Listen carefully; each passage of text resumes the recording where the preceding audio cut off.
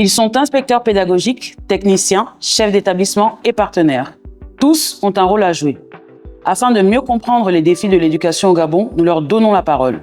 Bienvenue dans Chronique d'un projet, le podcast qui vous plonge dans les coulisses du projet d'appui au programme d'investissement dans le secteur de l'éducation. Aujourd'hui, on parle d'entretien et de maintenance des infrastructures scolaires avec M. Louembe Anguele, directeur général du patrimoine et des équipements.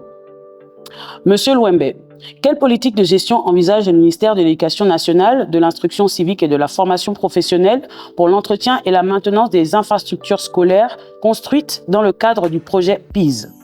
Bien, bonjour madame. Il a été observé ces dernières années une détresse en termes de maintien de nos infrastructures scolaires. Faute de stratégie, faute de ressources, et grâce au projet PIS qui a été mis en œuvre depuis ces 5-6 dernières années, outre l'investissement qu'il faut consentir pour la construction et l'équipement de nos infrastructures scolaires, il faut également assurer la maintenance. Parce qu'une chose est d'investir, l'autre est de maintenir en l'état le fonctionnement de nos infrastructures scolaires et de nos équipements.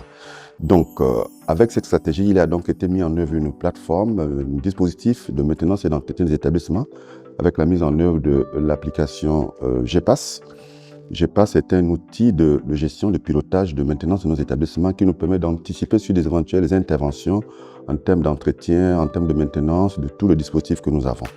Donc, tous les établissements PIS qui sont prioritaires sont aujourd'hui dans la base de données et vu l'impact de cette application, de ce dispositif, il a donc été négocié avec le projet AFD PIS, le financement de la formation de tous les chefs d'établissement, ce qui fait qu'aujourd'hui, cette application, cette base de données est montée en puissance avec l'intégration de 810 établissements qui sont aujourd'hui intégrés totalement dans la base de données. Nous avons en temps réel la possibilité d'avoir l'état des lieux de ces infrastructures en termes d'actions à mener, en termes de dispositifs de maintenance et d'entretien. Ce qui fait qu'aujourd'hui, GEPAS est un modèle de réussite en termes de prévision, en termes d'anticipation. Et outre ce dispositif, cette plateforme, il a également été mis en place un guide de bonne pratique pour amener tous les utilisateurs, tous les usagers, tout le personnel administratif et pédagogique de nos établissements, les élèves, à utiliser les bonnes pratiques, à avoir des bonnes habitudes en termes de maintenance de nos infrastructures scolaires et de leur entretien.